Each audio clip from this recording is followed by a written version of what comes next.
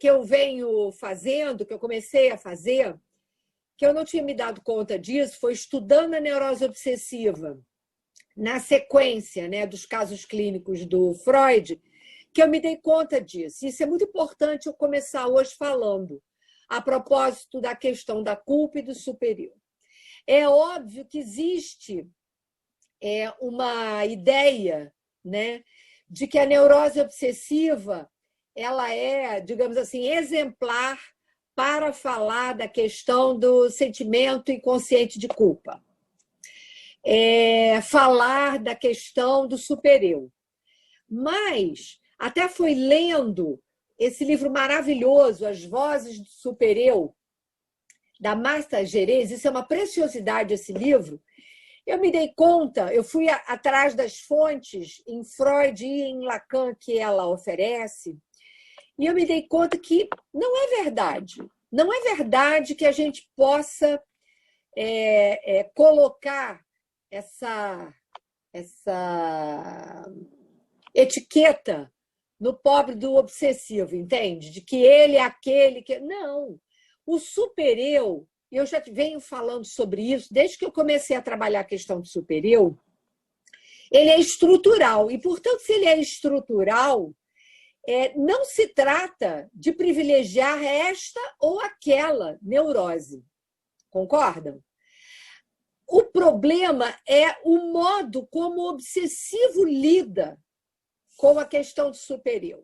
A histérica, ela se esquiva através da estratégia do sintoma dela, porque ela atribui ao outro a culpa dos seus infortúnios. O paranoico, né, ele lida com o supereu dando a ele uma existência verídica do lado do outro. A singularidade do supereu na neurose obsessiva, é por isso que talvez as pessoas façam essa confusão de achar que ele é um exemplo perfeito para se falar do sentimento de culpa inconsciente. Ele é aquele que traz para si, né, a existência do supereu. Então, é algo intrínseco à sua constituição. Eu acho que é importante a gente colocar as coisas de saída nesses termos, porque vocês vão ver aqui o que eu preparei para vocês. Eu sempre prefiro ler o que eu pesquisei, o que eu concluí, porque, até por conta da minha estrutura, eu me perco muito facilmente, eu divago. E como eu quero passar para vocês essas informações, eu vou me deter um pouco mais, como sempre eu faço, no texto. E, em seguida, a gente pode, vocês tomem nota, a gente pode discutir ponto a ponto o que vocês quiserem conversar sobre o que eu selecionei para trazer para vocês. Eu acho assim, também que é importante indicar alguns textos que funcionam para mim como bússola, né, como orientação de pesquisa, para vocês poderem estudar. Eu sempre digo, para trabalhar a questão da neurose obsessiva, é fundamental que em Freud se leia, basicamente, 3 textos. Eu ia dizer 2, mas, na verdade, são 3. Totem e Tabu é fundamental, por questão da questão do pai, do assassinato do pai, né, do pai Primevo. Totem e Tabu. O Ego e o Id, né? E o Mal-Estar na Civilização. Esses 3 textos, eles são fundamentais em Freud. Óbvio que tem que ler o caso que eu tenho trazido para vocês aqui, até que na última vez eu trouxe meio que de forma transversa, mas eu hoje vou falar um pouco mais sobre o Ernest Lanzer, que é o famigerado Homem dos Ratos. Eu não gosto da ideia de percorrer o texto que todo mundo já leu, ponto por ponto, porque isso vocês fazem sem mim, não há necessidade. O que eu acho que é importante é eu fazer uma leitura transversa do texto a partir do que eu li no texto e eu li em Lacan sobre o texto freudiano. Isso é que eu acho que pode ser enriquecedor aqui para um debate, né? No Lacan, eu acho que vocês precisam ler o Seminário da Ética, por conta das questões que, inclusive, eu vou hoje me deter um pouco mais a propósito de Das Ding, né? A coisa, e a questão da ética do desejo. O outro texto é o Seminário da Identificação, também é muito importante, Seminário 9. Então, o 7, obviamente, da transferência, o seminário, que é o 8, na sequência, né? O 9, o 10, que é o Seminário da Angústia, né? E qual outro? Bom, basicamente, esses textos no Lacan são fundamentais. Eu esqueci de um texto no Freud que também é importante. Não vou falar para as pessoas lerem o projeto, porque o projeto é difícil. Eu diria que o texto O Estranho, um Heimlich.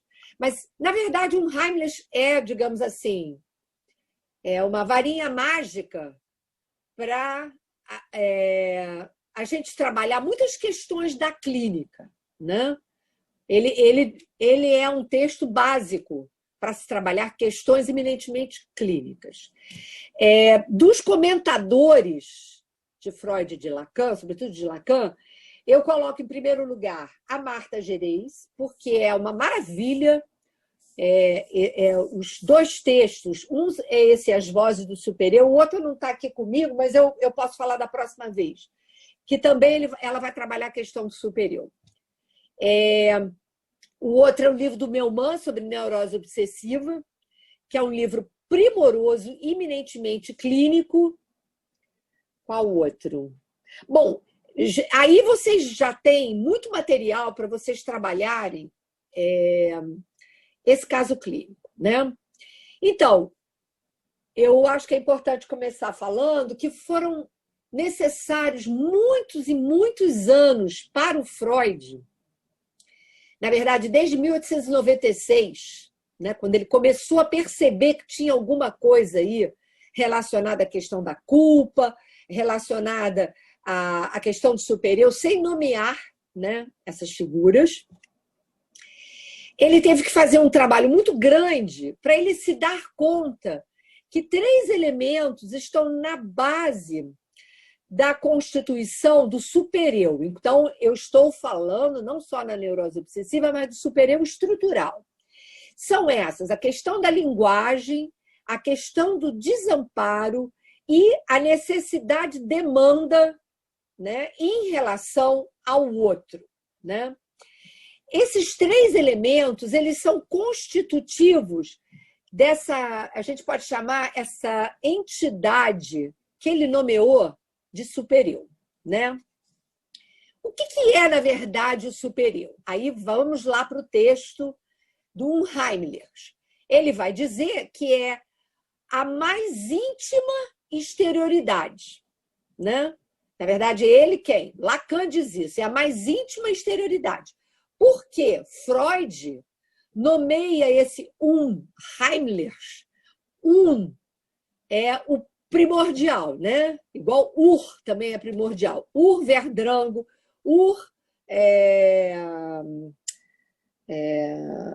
todos os em Freud, né? Verdrango, denegação, todos eles são, agora esqueci como é que é o nome em alemão. Todos esses são originários, né?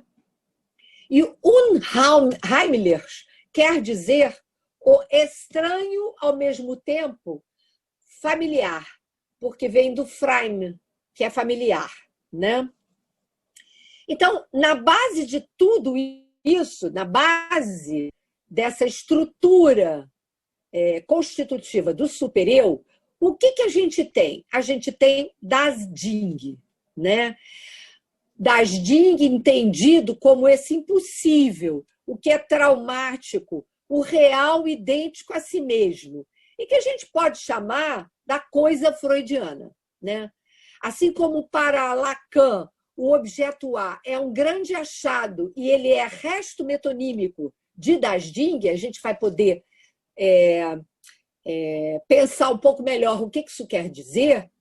Para Freud, Das-Ding é essa perda original, como ele coloca, inclusive, no projeto para uma psicologia, é a origem, né, desse sentimento de perda que o sujeito, evidentemente, só se dará conta num só depois, quando justamente, a partir da linguagem, ele pode minimamente se dar conta do seu desamparo, o que ele teria tido como desamparo, daí ele se lançar no campo do outro, e o fato de que ele está completamente submetido ao desejo do outro que ele só pode perceber dando consistência de demanda. Concordam? Então, o que é impossível justamente é o sujeito ter acesso ao que é o desejo do outro. Então, na verdade, é o desejo do outro que é perdido e que, portanto, ele toma, num certo sentido, ele toma esse caráter de coisa perdida. Coisa porque ele não pode ser nomeado, né? Então, se Lacan vai dizer, né, que há um resto metonímico desse imutável, que é o objeto A, é porque, justamente, Freud nos legou esse significante das Ding, que é a coisa. E é isso, na verdade, o fato de que algo é perdido e que você só pode ser conforme o significante, né? A partir desse traumático, que é a relação primeira com esse significante, que chegam para o sujeito a partir do discurso do outro, e, evidentemente, quando a gente está falando do ínfans, desse que ainda não fala, ele não tem acesso aos significantes enquanto uma articulação, uma série com sentido. Eles são como pequenos objetos, né? E é a insistência de determinados significantes que vai dando, primeiro, formato a esse ínfans, né? Dando existência a esse ínfans, e pela insistência de determinados significantes, eles vão adquirindo justamente sentido. Então, o que é traumático é esse sexual do outro, né? É isso que invade do desejo do outro, que vai se imiscuindo sem que o sujeito possa ser outra coisa que um objeto para esse outro, né? Objeto de quê? Ele é objeto de um gozo intrusivo e inescapável. Por que intrusivo? Porque ele não tem nenhuma condição de barrar isso. E se a gente pegar a imagem de um bebê muito pequeno, ele está ali oferecido ao outro que dele se ocupa, não é mesmo? Com a sexualidade desse outro, que vai comparecer pelas manipulações que esse outro faz do corpo real desse bebê, pelo sentido que esse bebê vai ocupar no fantasma desse outro que se ocupa dele, que lugar ele vai oferecer. Então, vejam, eu estou colocando tudo isso para dizer que tudo isso faz parte da estrutura desse superior. Por isso que ele é estruturante. Lacan nos dirá que essa origem estrutural do superior é, na verdade, a chave para o entendimento de todo e qualquer sintoma. Mas, na neurose obsessiva, ela, evidentemente, essa chave vai se apresentar de uma maneira muito específica. E é isso que a gente vai ter oportunidade hoje, pelo menos eu pretendo, de trazer aqui para a gente discutir. Porém, isso não não quer dizer que as outras neuroses não tenham essa participação fundante do supereu. Como eu tinha dito no início, 3 são os elementos que participam, para quem está chegando agora eu vou falar, participam desse supereu estruturante, que é justamente a linguagem, que nos vem do outro, né? Que é o desamparo experimentado pelo bebê, total desamparo, e a satisfação das necessidades que, na verdade, são veladas pela demanda do outro. Então, por isso a gente diz que no bebê humano não se trata de satisfação, de necessidade, mas de demanda, né? Entretanto, a existência do sujeito não é sem essa confusão entre o que é da ordem da necessidade e que diz respeito ao apelo que se faz ao outro, né, através do grito, e a resposta que esse outro dá a partir da sua demanda, né? Isso vai ser importante para a condução de todos os tratamentos em psicanálise. Algo, então, vai ceder nesse tratamento à interpretação. Algo é cabível, né? É possível de se dissolver no trabalho associativo, indo do real ao simbólico.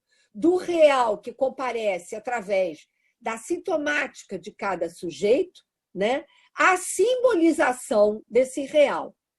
E essa simbolização, evidentemente, não é sem a fantasia. E a gente sabe que na neurose obsessiva, a fantasia ocupa um lugar muito privilegiado, porque ele nos dá tudo.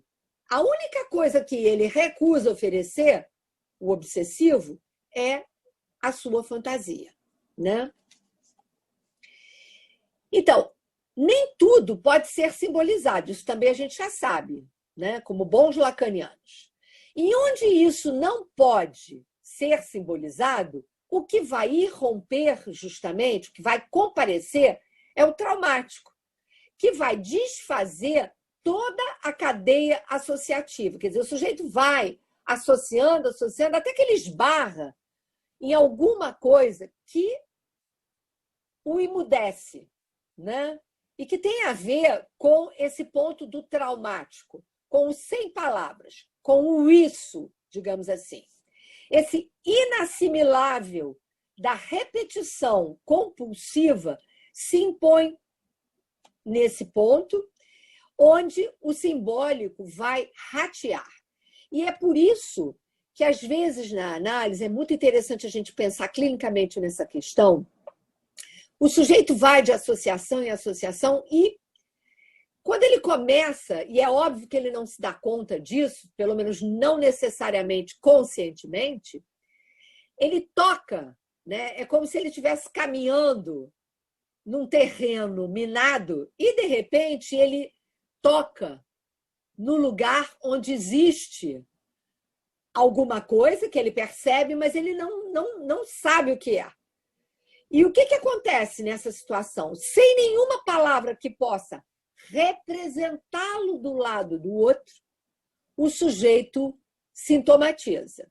Então, são situações onde há, digamos assim, uma exacerbação sintomática ou um desinteresse pela análise, um questionamento, uma desconfiança, né? Eu sempre gosto de dizer que é quando o analista, a despeito dele estar conduzindo num bom caminho ou não, esses são momentos que colocam à prova a transferência e colocam à prova, eu ia dizer competência, mas não é isso,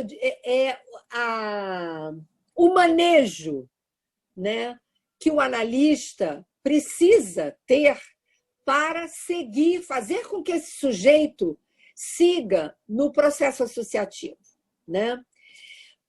Nas páginas 70 e 71 do Seminário da Ética, eu vou ler para vocês, é um trechinho não muito grande, mas também não é pequenininho. Lacan nos traz um comentário interessante sobre histeria e obsessão que me chamou a atenção. Eu vou ler para vocês. Páginas 70 e 71. Ele diz o seguinte: a conduta da histérica tem como objetivo recriar um estado centrado pelo objeto, na medida em que esse objeto, e ele está falando de Das Ding, é, como Freud escreve, em algum canto, o suporte de uma aversão. É na medida em que o objeto primeiro é objeto de insatisfação que o Erlebnis específico da histeria se ordena. Erlebnis no sentido do objeto por excelência, né? Aí ele vai dizer, em oposição, na neurose obsessiva, o objeto em relação a que a experiência de fundo se organiza, a experiência de prazer é um objeto que literalmente traz prazer demais. Então, voltando na questão da indicação da histeria, a histérica, a sua insatisfação é porque ela acha que o outro deve a ela alguma coisa que nunca lhe deu, né? O obsessivo, ele guarda um segredo, ele tem a fantasia de que em algum momento ele teve muito prazer. Ele esteve presente numa cena extremamente sexualizada, que ele não sabe qual é. E é aí que se origina toda a problemática da culpa do obsessivo. Por quê?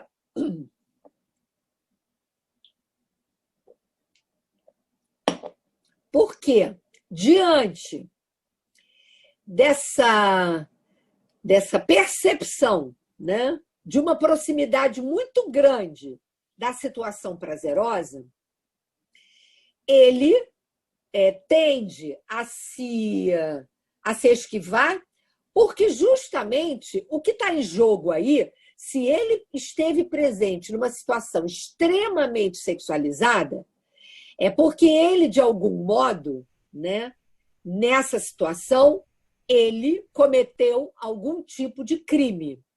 Ele estava onde não deveria estar. Essa é a questão do obsessivo. Freud o percebe muito bem. Estou citando ainda Lacan. E isso foi sua primeira percepção da neurose obsessiva. O que, nos diversos andamentos do obsessivo, e em todos os seus arroiozinhos, né, indica e significa o comportamento do obsessivo. Isto é, que ele sempre se regula para evitar aquilo que o sujeito vê, frequentemente de modo bastante claro, como sendo a meta e o fim do seu desejo, né? Porque se o desejo dele é voltar a essa situação extremamente prazerosa, por outro lado, ele teria que se haver com um crime cometido, que tem a ver com o assassinato do pai, né? E é exatamente o que essas duas coisas, que são antagônicas, o colocam num dilema. E a gente já de saída pode dizer que toda a problemática da dúvida do obsessivo diz respeito a esta situação. Ele está entre a cena extremamente prazerosa e uma questão de assassinato, tá? Bom, então, a partir disso, vou começar a trabalhar com vocês a questão da consciência moral, ou seja, a culpa consciente e o sentimento inconsciente de culpa. Lembram que lá da outra vez eu disse, se eu não disse, eu vou dizer de novo agora, que consciência moral é diferente de culpa. São coisas distintas, tá? Então, na verdade, na religião privada da neurose obsessiva, encontram-se os elementos fundamentais que indicam que essa neurose leva os sujeitos que são por ela acometidos a mandatos incompreensíveis. Esses mandatos que vão conduzi-lo, né, a não poder ter o menor contato com o que o faz desejante como sujeito. Mas, além do desejo, instaura-se uma ordem, né? E é essa ordem que tem a ver com a consciência moral.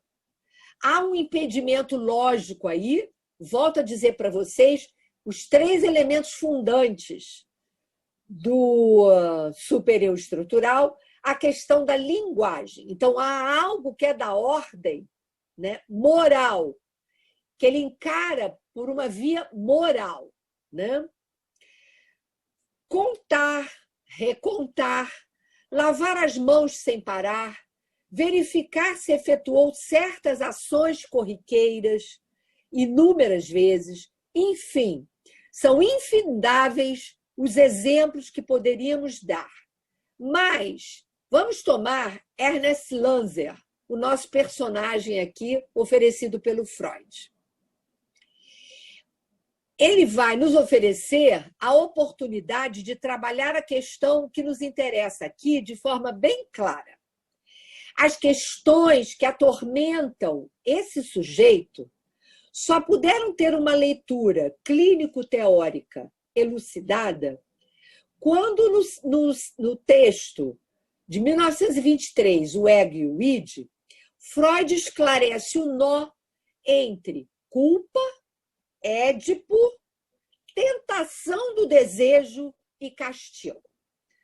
Todo mundo já deve ter lido, né, do Dostoiévski, Crime e Castigo, que é um pouco todo o dilema. Não estou dizendo que ele era obsessivo e nem que o personagem é obsessivo, mas é um bom exemplo para a gente entender, através do personagem do Dostoiévski, o que se passa na neurose obsessiva, a estrutura de linguagem, que é justamente o fato de que a culpa diz respeito ao assassinato do pai, não do pai do sujeito, mas esse voto que está intrincado com a relação edípica, uma relação, na maioria das vezes, muito próxima daquele que dele se ocupa, pode ser a mãe, pode ser a nutriz, na grande maioria das vezes é a mãe, mas pode ser nas novas formações familiares, pode ser alguém que ocupe essa função da maternagem. E um terceiro que vem, digamos assim, funcionar como estraga-prazeres. Então, esse terceiro que coloca lei e introduz, né, uma realidade de outra ordem é aquele para quem o sujeito vota, né, um extermínio, uma morte, um ódio, sob a forma do ódio, né? Ao mesmo tempo, o obsessivo ele é sempre tentado pelo desejo. Tentado porque o seu desejo ele precisa manter distância sobre o desejo, e por isso o desejo tem um valor de sagrado. É, por exemplo, como no caso do Ernest Lanzer, a dama. A dama ela precisa ser mantida no horizonte porque ele precisa dessa tentação. Entretanto, porque ela garante, digamos assim, a estrutura própria do seu desejo, que é essa distância entre desejo e demanda. Então, ele precisa dessa tentação do desejo. E, imediatamente, porque ele é tentado, ele precisa também do castigo. Lembram que da outra vez eu trouxe para vocês o Casote, no Diabo é Namorado. E eu falei exatamente dessa questão da tentação. O sujeito na neurose obsessiva, ele é o tempo todo tentado pelo desejo. Ele é atormentado pelas suas ideias, né, obsedantes. E tudo que ele não quer, justamente, é realizá-las. Mas elas ficam no campo das ideias, né? Como é que a gente pode entender a culpa sem levar em conta a questão do parricídio e a experiência edípica? Como a gente pode entender de que culpa de fato se trata? A consciência culposa de Ernest Lanzer, sua certeza de estar envolvido na causa-mortes de seu pai, porque vocês sabem que ele morre, né? E no voto de tragédia à sua dama, não teve uma origem do nada. É bem fundamentado. Freud é meticuloso nisso, bem obsessivo. Sua experiência prazerosa, precoce, tanto na relação com sua mãe, quanto na relação com a babá, vocês lembram que ele foi erotizado, né? Muito precocemente pela babá, e essa experiência de um erotismo, né? Uma cena muito sexualizada, fica o tempo todo na cabeça dele, tanto que ele era um grande voyeur.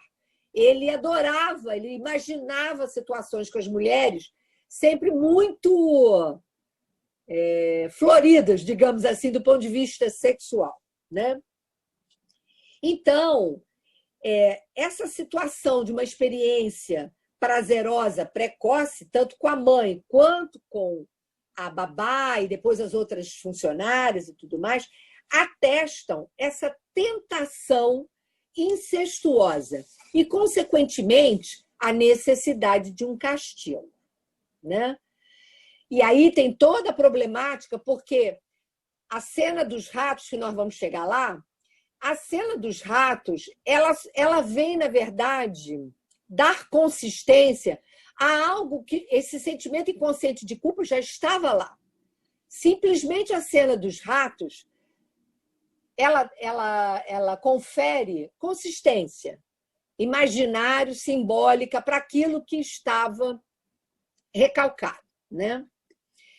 Então, os mandatos incompreensíveis, isto é, as imposições às quais está sujeito todo obsessivo, e que esse paciente, né, Ernest, nos apresenta em profusão, e aí eu vou lembrar vocês da coisa do ter que pagar ao capitão cruel e tudo mais, são uma desarticulação do sistema simbólico. Vou explicar. Quer dizer que a lógica simbólica e o imaginário de sentido, entre uma coisa e outra, aparece o traumático insuportável que vai fazer com que, enquanto consciência moral, ele fique completamente encurralado. O problema todo, né, quando eu falo de desarticulação do sistema simbólico, é que esses mandatos, esses atos aos quais que ele se impõe, né, aos quais ele está submetido, eles são incompreensíveis porque, na verdade, eles dizem respeito a uma cena que está recalcada. Concordam? Então, no momento em que uma situação qualquer ameaça o sistema de defesa desse sujeito, ou seja, ele tem toda uma coisa sob controle, e a gente sabe o quanto, para o obsessivo, é importante o imaginário do controle, de que ele tem o controle das situações.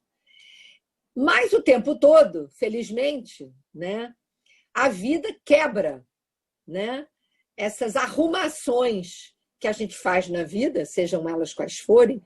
Só que para o obsessivo, isso tem um caráter derrisório. E é um pouco disso que eu estou falando aqui a propósito desse paciente que tinha alcançado uma posição muito importante, né, nas Forças Armadas. O pai dele também havia sido militar, mas o pai dele foi, vocês sabem, foi um homem que fez um casamento de interesse e queria que ele fizesse um casamento de interesse, repetisse a mesma história.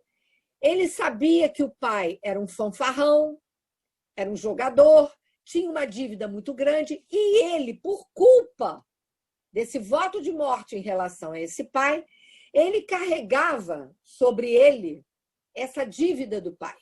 E quando o capitão diz a ele, né, que teria pago alguma coisa, ele se coloca imediatamente, que alguém teria pago a dívida dele, ele se coloca imediatamente na obrigação de saldar essa dívida.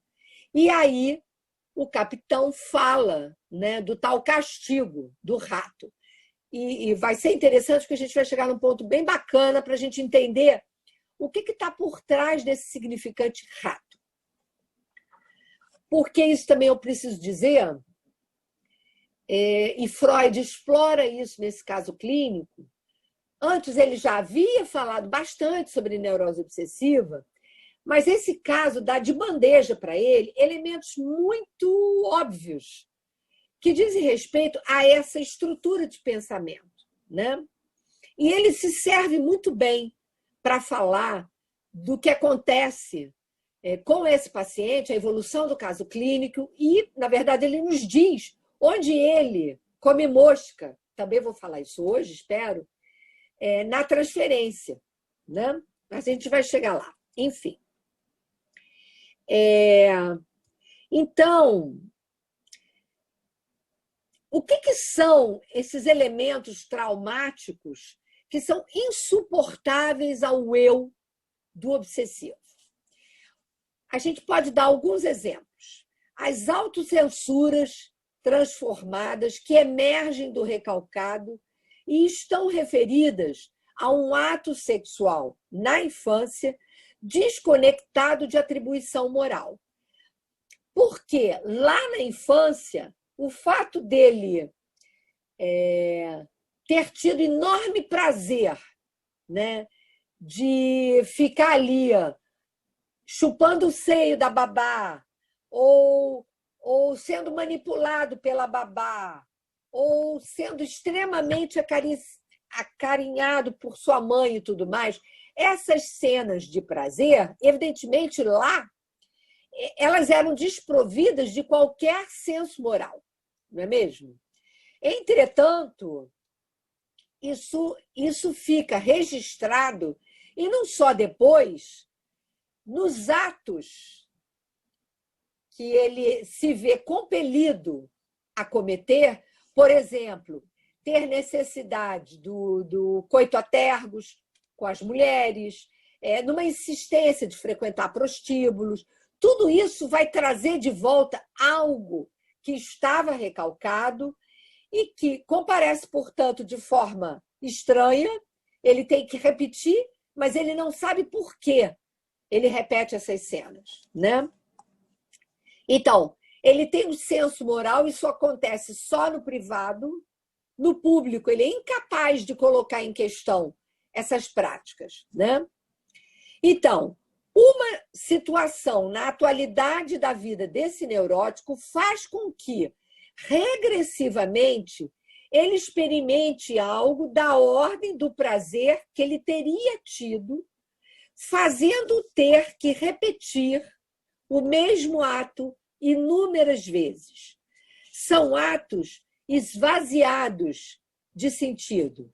São atos sem nenhum objeto específico. Porque o objeto dessas cenas é um objeto completamente esvaziado de sentido. Não tem palavra para isso, né? Não se pode esquecer que Lacan nos oferece 3 possibilidades na relação com o vazio do objeto. Ele vai dizer: há o objeto A, que é causa de desejo. Esse objeto, impossível de ser apreendido, porque justamente ele causa desejo. Ele é perda. Lembre-se que eu falei, ele é o resto metonímico de Das Ding, né? E ele comparece como uma barra sobre o sujeito. Aquela barra do sujeito é o objeto A. O que significa dizer isso? Significa dizer que todo o campo associativo, todos os significantes que eu possa abarcar no meu discurso, eles carecem desse objeto perdido. E eu fico tentando capturar em imagens de objetos e a gente vai ver que são todos os objetinhos que perpassam a série dos pequenos objetos A. Esses objetos, eles são inapreensíveis. Nenhuma imagem de objeto é o objeto A. Por isso, né?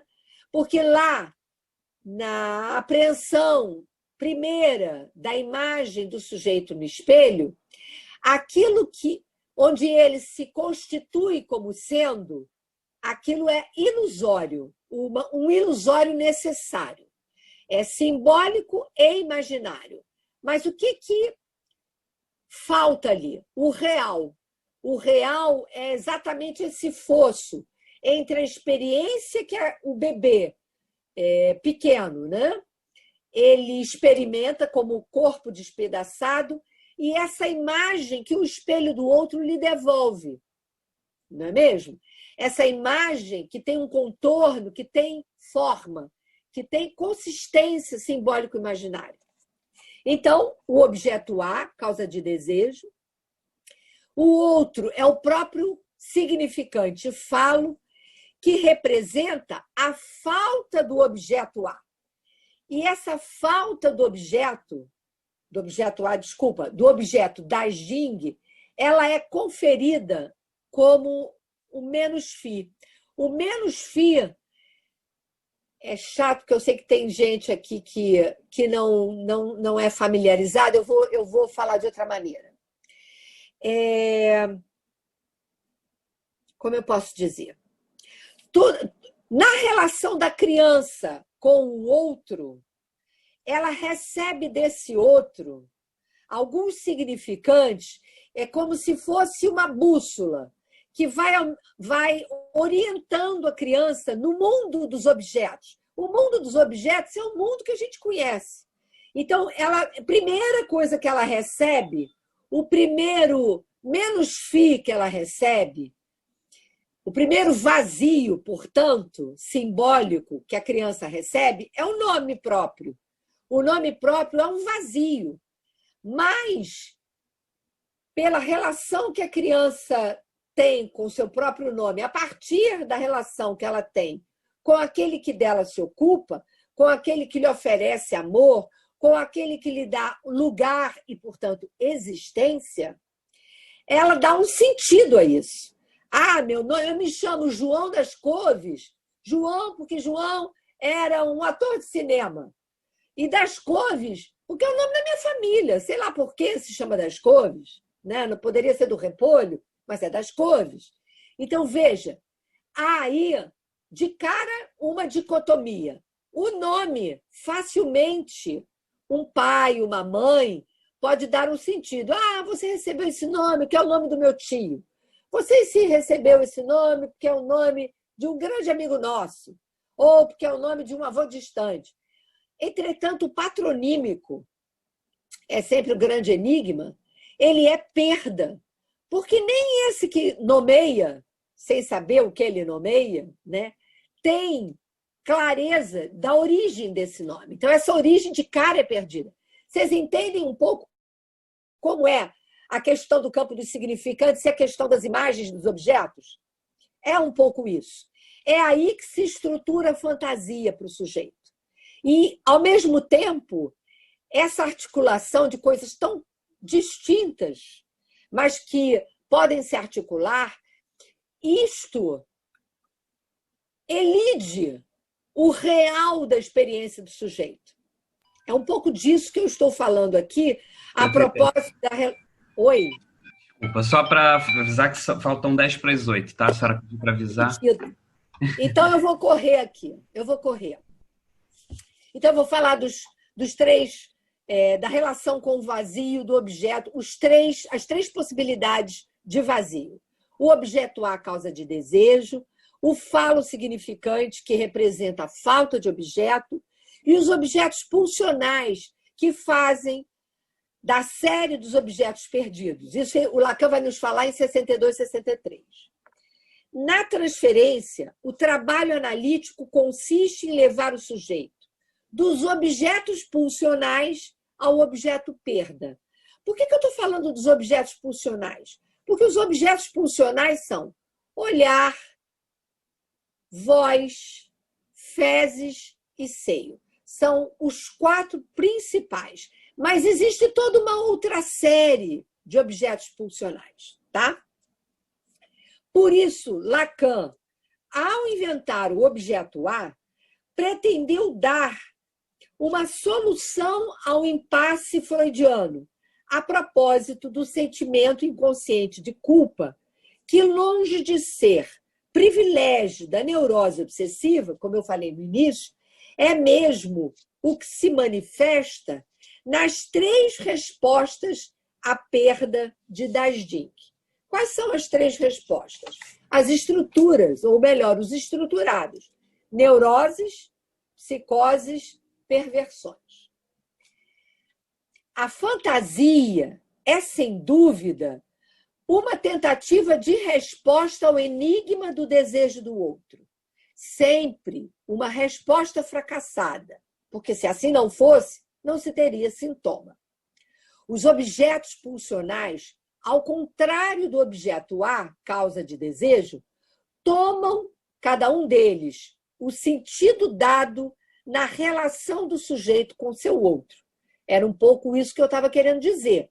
Dependendo da demanda do outro, do privilégio do buraco que esse outro privilegia, nesse buraco, né, a princípio, que é a experiência do sujeito, ele é invadido por essas demandas, né, desse outro, dependendo da insistência, da repetição, da insistência que pode ser não só no manuseio de certos buracos corporais, mas naquilo que lhe é dito, né, o sujeito vai se fixar ou num, ou noutro, ou noutro, ou noutro, e assim por diante. Então, isso vai caracterizar, então, o privilégio de cada resposta estruturante, de cada subjetividade. O que faz o obsessivo na transferência? Ele nos fala de seus pensamentos impeditivos, de suas inibições, de seus bloqueios, seus medos, suas proibições e a estratégia da dúvida. Entretanto, a fantasia fica de fora do seu discurso. Para isso, poder surgir na situação da transferência, terá que ser construída ao longo do trabalho analítico. Então, a fantasia ela terá que ser, de fato, construída. E, apesar de não aparecer claramente, ela imiscui-se, né? Absorve, invade e ocupa grande parte da vida psíquica desses sujeitos. E por isso que na condução da transferência, e aí é a habilidade do analista, ele não deve dizer nem que sim, nem que não, muito pelo contrário. Ele não deve nem desculpabilizar o obsessivo, porque isso, ele sabe que ele é culpado de desejar, não é mesmo? Ele é culpado de quê? De desejar. Um desejo impossível, é verdade, mas ele é culpado. E, ao mesmo tempo, se o analista o culpa mais ainda, ele foge, não é mesmo? Porque culpa ele já tem bastante. Então, se o analista, de alguma maneira, o sinaliza culpabilizando, o que acontece? Ele vai embora, com muita facilidade. Para Ernest Lanzer, a dialética anal é um campo privilegiado na relação com o outro. Daí a tortura de ratos ter tanto valor, pois é o estádio pulsional onde impera a demanda do outro, tendo por resposta, justamente, a oblatividade. Ele faz tudo para o outro, mas nunca é o bastante. Daí o caráter imperativo de mais e mais trabalho. Para quê? Para nada, né? Como entender? O sujeito só satisfaz uma necessidade para subsumi-la na demanda do outro.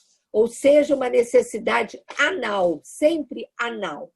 Então, ele satisfaz, mas atendendo a demanda do outro. E não porque, de fato, isso o interessa, né? Por que está o obsessivo fixado à fase anal? Porque, tendo que reter uma necessidade na educação do controle dos esfíncter, fundiu-se a necessidade com a demanda imperativa que vem do outro. Desse modo, o desejo é simbolizado como um desejo impedido. E aí a gente vai entender a frase do Lacan. Por isso o desejo no obsessivo vai literalmente à merda. Na infância de Ernest, há um momento onde comparece a identificação criança-rato, que vem substituir o objeto excrementício, mas, no caso, de forma invertida. As fezes saem enquanto os ratos entram.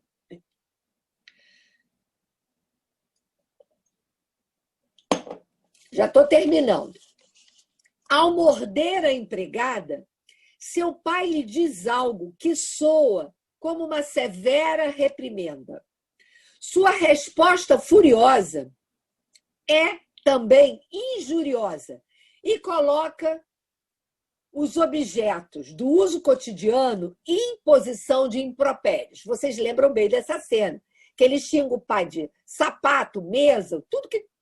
os objetos. Seu pai, espantado, fala: ou será um grande homem ou um criminoso. Qual a resposta posterior desse paciente?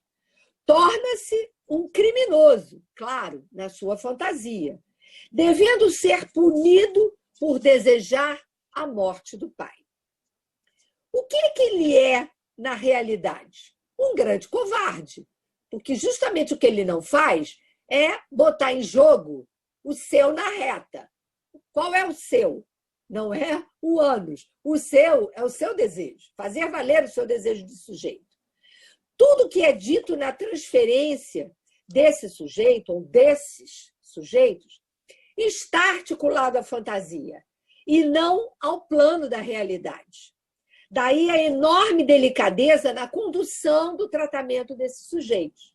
O que caberia ao analista? Nem reiterar a autoacusação, nem desculpabilizá-lo. O que fez Freud junto ao seu paciente? Tentou corrigi-lo quanto ao pagamento a ser feito, dizendo: não, você não deve nada a ninguém, aí danou-se. Qual foi o resultado? Ele foi colocado na lista dos objetos degradados. E aí a cena que ele coloca do Freud querendo oferecer a Ana, e que a Ana vai comparecer no sonho dele com, no lugar dos olhos, 2 cocôs, não é mesmo? Então, esse outro imaginário é assim facilmente atingido pela agressividade do obsessivo. Pois, ao deparar-se com um furo na imagem, o que lhe gera uma abertura da ferida narcísica, ele tenta preencher com os ratos, as fezes, os olhos da filha de Freud, tudo colocado na ordem da equivalência erótica. O horror, que é a cena do rato, é também uma medida de gozo, que se desloca metonimicamente na economia psíquica desse sujeito. Raten, que quer dizer ratos, raten com N, que são as prestações, né? Spielrat, que é dívida de jogo, heiraten, que é casar, mulher-rato do pequeno Erholf, equivalência entre criança e rato. Porque ele teve acesso a determinados contos onde justamente as crianças têm o mesmo significado de rato, são pequenos ratos, né? Onde se verifica a transferência estabelecida?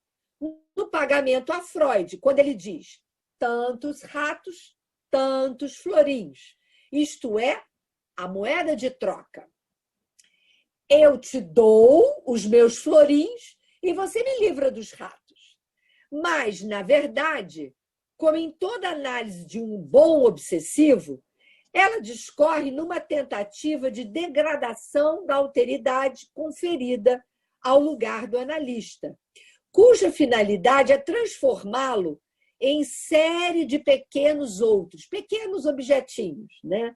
Com a finalidade de lhe arrancar a barra e, consequentemente, obturar o furo em si próprio de forma definitiva. Porque, claro, ao arrancar a barra do outro, a castração do outro, né? Não há castração, eu vou obturar esse buraco, ele também fica sem buraco nenhum. E a gente sabe como o obsessivo preza a sua própria imagem, né? Talvez por isso, todo obsessivo precise manter distância em relação ao seu desejo.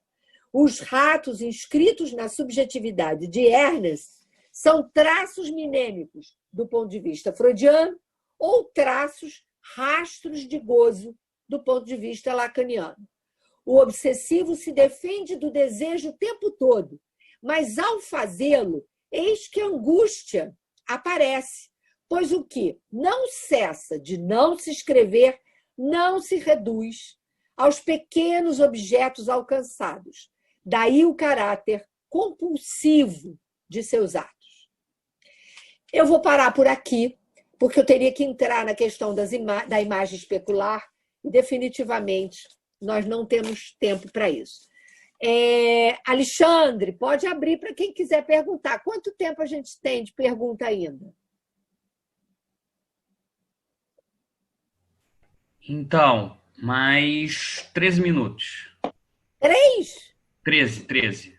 Ah, 13? Então 13. dá para perguntar. Se alguém quiser, pode escrever, por favor, aqui no chat, e aí pode abrir. Bom, pode abrir o microfone, né? Enfim, acho que fica melhor. Miriam, estou vendo você. Opa, agora. Estava pensando sempre, porque como Freud elegeu um homem para tratar da neurose obsessiva, e ela é, evidentemente, né? Mas a gente sabe como acontecem nas mulheres, né? E aí eu fiquei pensando, quando é que se a Teresa vai, em algum momento das aulas, hoje ou outro dia, deslocar esse negócio para a questão da neurose obsessiva na mulher. Porque isso aí é sério, porque acontece muito, né? A gente vê isso, mas como a questão é completamente diferente, né? Em termos de... Sim. Eu sabia que alguém ia me colocar justamente essa questão, que é uma questão importantíssima. Você tem toda a razão. Porém, claro que o Freud, ele traz, eu não sei exatamente, acho que é no Inibição, Sintoma e Angústia, que ele vai falar de um caso de neurose obsessiva de mulher. Assim como ele fala também num caso de paranoia, para falar da questão do super-eu estrutural.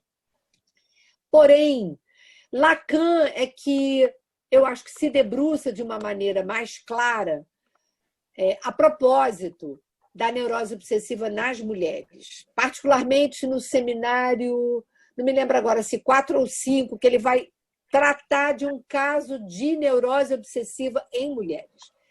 Só que ele vai dizer, ele diz que toda problemática, né? Aliás, em todas as estruturas, a problemática ela se passa no nível do discurso. O imaginário corporal ele só complica, né? Ele só complica.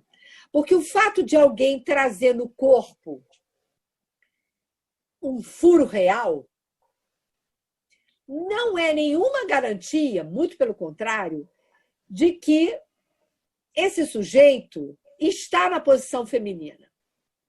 Então, a rigor, a propósito das fórmulas quânticas, né? Tanto no RSI, tanto no seminário 20 quanto no seminário Aturdito, ele vai dizer que, se por um lado, a gente, para falar, né, de sexualidade, para a gente falar de homem e mulher, a gente teria que se deter a questão do discurso, toda mulher obsessiva, ela está no lado homem. Justamente ela tem muitos problemas para frequentar o lugar do feminino. Ah, então quer dizer que a histérica frequenta melhor? Não, a histérica, ela usa melhor a sua máscara para esconder a castração. A questão da obsessiva é que ela está, enquanto obsessiva, né, ela está identificada, assim como o homem obsessivo, a um objeto, né, extremamente prazeroso, a um objeto menos fi, como a gente estava falando, um pequeno objeto que obtura a falta do outro. E ela tem, portanto, muita dificuldade de fazer valer algo da ordem do feminino. Eu diria que a análise de mulher obsessiva, ela é um pouco mais problemática do que para o homem obsessivo, porque além dela ter que ultrapassar o desfiladeiro das identificações, ela terá que fazer esse passo a mais, que é de arrancar do lugar do analista aquilo que definitivamente não lhe foi dado. Ah, mas a histérica também, ela faz isso. É verdade. Mas na obsessiva isso é mais problemático, porque ela vai ter que abrir mão dessa posição que ela teria tido de extremo prazer, enquanto que a histérica já está na problemática da insatisfação. Concordo? Então, é mais complicado, é verdade. Mas, a rigor, há aí, né, é quase que uma afirmação tautológica, porque se ela é obsessiva, ela justamente não é mulher. Ela está numa posição masculina. E a gente sabe como a mulher obsessiva é imperativa, autoritária. Claro que eu estou falando de uma forma quase que jocosa, mas é porque isso permite que as pessoas identifiquem melhor, né? Mas a histérica também pode ser a maneira dela extremamente mandona. Mas ela acaba se submetendo. A obsessiva, não. Ela faz valer de alguma maneira. Por quê? Porque ela não suporta a castração. Esse é o ponto, né? Então, ela dá tudo para o outro, desde que o outro não lhe peça sua castração. Concorda? Não sei se eu te respondi. Mas sim, sim, sim. É a coisa da posição fálica que ela não... Né? Porque aí, quando você lembra do seminário 20 também, né, que as fórmulas quânticas da sensação, ela não se coloca no lugar da não toda, total, né? Verdade, verdade. O Sérgio quer fazer uma pergunta agora. Pode abrir esse microfone. Que bom. Deixa eu procurar ele aqui, porque eu estou no celular, eu não vejo as pessoas todas. Sérgio. Olá, tudo bem? Tereza, olha só, é uma pergunta que eu já queria ter feito na sua outra live, né? Em relação ao supereu e o desejo. Teve uma coisa que você falou, que o desejo, a voz do desejo é silenciosa. E a voz do supereu é ruidosa, né? Tanto que ele diz goza de uma maneira imperativa, né? Então é difícil fazer frente ao supereu, né? Assim, o que pode fazer frente ao supereu? O desejo, mas a voz do desejo não é silenciosa. Então, como é que vai? Enfim, eu fico pensando do jeito que você falou do supereu na última vez. O supereu tem até praticamente tem um caráter divino, né? Ele é onisciente, ele é quase onipresente, ele é um Deus. Então, como é que o desejo... Porque ele é impregnado pelos ouvidos. Exato. Então... E você não pode escapar, porque ele é... Lembra? Você estava aqui desde o início agora? De hoje? Tá. Então, ele guarda uma proximidade com a questão da linguagem, só que ele é antes do Édipo. Isso que é problemático. Ele está presente antes da experiência edípica. A experiência edípica vem problematizar aquilo que não tem nome. O supereu estruturante, ele é a voz constitutiva, necessária. Por onde vem o dom de existência para o sujeito, que é dado pelo outro. Só que, no Édipo, isso adquire, e daí toda a questão do caráter secundário do supereu, ele adquire, digamos assim, ele é incompreensível, incognoscível, inaudível enquanto estruturante. Por que ele é inaudível? Porque, enquanto bebê, infant, eu não sei o que me encantou nesse outro. E foi a modulação da voz desse outro que me tirou da condição de infância. Certo? Vamos acompanhar esse raciocínio. Só que o terceiro, ou melhor, o primeiro tempo, né, das identificações simbólicas na verdade, aquilo que coloca fim. O primeiro tempo do Édipo, a rigor, portanto, das identificações, é aquilo que coloca fim ao autoerotismo. Concorda? Então, eu vou viver o erótico a partir dos significantes que eu recebo e com os quais eu interajo, eu organizo junto com a minha relação com o outro. Então, na verdade, é essa relação com o outro e, sobretudo, esses mandatos educativos que vão, de alguma maneira, siderando o sujeito, né? Por isso que o supereu, ele é estruturante, ele está presente em todas as estruturas. Isso que foi para mim surpreendente, uma descoberta surpreendente. Porque eu não tinha ideia que mesmo nas psicoses, eu estou falando especificamente da paranoia, o supereu estivesse presente. E ele está presente sem nenhum véu. A neurose, ela permite alguns véus. Na histeria, né, a partir de uma evitação, ela coloca toda a problemática da culpa do lado do outro.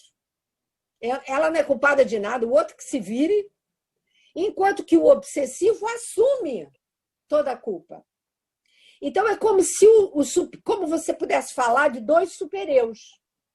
O supereu impossível, estruturante, impossível de ser abordado, tem a ver com real, tem a ver com Das Ding. Isso está no Seminário da Ética, de várias maneiras. Eu vou depois tentar encontrar isso, eu trago da próxima vez. Eu trouxe um recorte na página 71 e 72. Lacan nos coloca de cara com a questão de Das Ding, e a leitura que eu pude fazer é que essa digamos assim, a origem do supereu enquanto estrutural. Tá? Só que, a partir do sentido, porque o neurótico não vive sem sentido, cada neurose vai... É uma interpretação que o sujeito faz disso, porque ele não pode viver sem o sentido, disso que... E isso se dá através da sua fantasia, né? Disso que ele recebe do outro. Então, é interessante o que você está perguntando, porque a voz, enquanto incognoscível, não é a voz que o obsessivo escuta. Porque a voz que o obsessivo escuta é a voz dos mandamentos, desses mandamentos incompreensíveis que ele recebeu na infância, né? E aos quais ele não pode fugir. Por quê? Porque ele está culpado. Ele é culpado de ter sido muito precocemente apresentado a uma cena extremamente sexualizada. Que, no caso, por exemplo, do Homem dos Ratos, que é bem bacana da gente pensar nesse caso clínico do Freud, para exemplificar isso, que é essa situação infantil que ele não tinha lembrança. Ele cita essas cenas sem juntar as coisas. O Freud começa a ser muito explicativo. E as explicações dele, digamos assim, para nós elas são muito úteis, mas para ele elas são estranhas.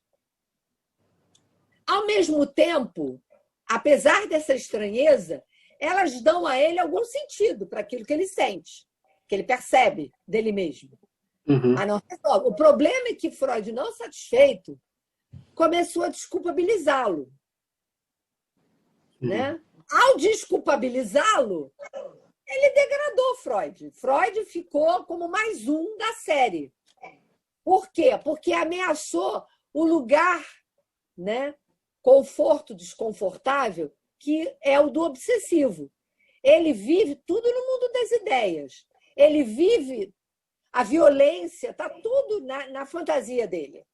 Ele não quer de modo algum que alguém o desculpabilize, exatamente porque na fantasia dele ele mata, ele trucida. O ódio dele é enorme. Só que esse ódio que ele coloca nas situações dele no mundo é, na verdade, um recobrimento dessa situação infantil, da qual aquela que ele experimentou no Édipo. O fato dele ter sido arrancado do seu idílio com o seu outro. Concorda? Muito bom, é isso aí. Essa questão do supereu, porque o supereu, a gente conhece a frase famosa do Freud, o supereu é o herdeiro do complexo de Édipo. Mas existe um supereu anterior. Isso. Na voz. Isso. A gente sabe, por exemplo, que na paranoia é a questão do olhar. O supereu, ele adquire a forma do olhar. Sim. Né? Mas esse supereu, herdeiro do complexo de Édipo, não está presente na paranoia. Não, claro que não. Eu estou falando do estrutural. O estrutural. Na forma da voz. O estrutural na paranoia é só olhar. Aquela sono todo vista, né? Esqueci o nome dela. Agora esqueci. Mas não importa, vocês sabem, né? Aquela que se vê olhada por todos os cantos. Ela tem certeza absoluta disso. Ela está reduzida a esse olhar do supereu. Ela é objeto deste supereu, né? O que escuta vozes, a mesma coisa. Ele está submetido.